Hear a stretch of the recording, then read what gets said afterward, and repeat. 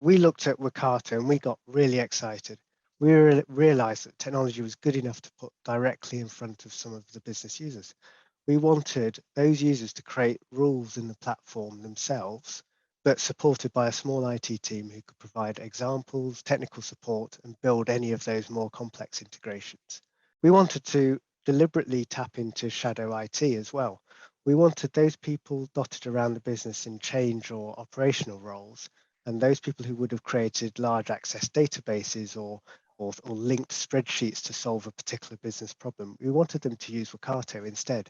And that means they would still solve their problems, but there'll be a layer of governance and a layer of control and a layer of support available to them.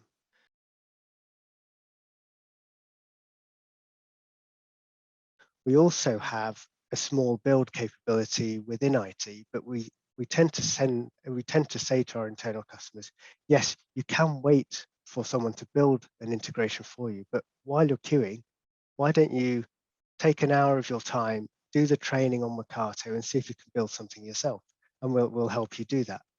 So what we've ended up with is a mix of both business and IT building integrations and automations. But what we found is the great thing is that the automation build is so quick that the bottleneck shifts away from IT and it actually becomes business appetite to implement change. So I think automation activity is going to grow significantly as both business and IT get used to using the platform and used to doing things themselves and optimizing for where that the value is.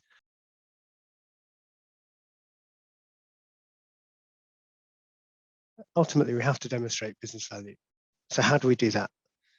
Actually, it's evolving. It's not fixed. It's a journey. But what we want to do is agree up front with the business a benefit value to each transaction that goes through Workato. Now, that benefit might be a mix of efficiency savings, it might be revenue generation, and it might be cost avoidance or any other metric. It could be risk reduction. But if we can do that up front and we can assign, say, based on our forecast for the initiative that's creating the integration, if we can assign a particular value and agree it with the business up front, then that means those KPIs are easily calculated and they're objective. So we can automatically take the transaction counts from Workato each reporting period, and then the value is a simple multiplication.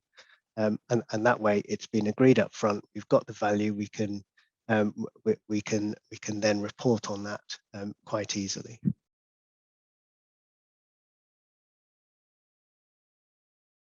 My experience really is that the natural reaction from IT and compliance functions is to lock everything down. So let's not let anyone create an integration unless they've documented what they want to do and it's been through an approval process. That's a natural and first reaction.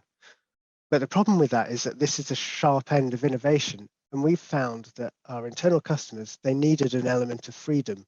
They said to us, how would we know what to write in a business case until we've tried to build something? The benefits at that point are going to be just made up. It's going to be pure fiction. So we wanted to strike a balance that let experiments proceed, but got some guardrails in place to allow them to happen safely. We had an aspiration of, we don't want any barriers at the point of use.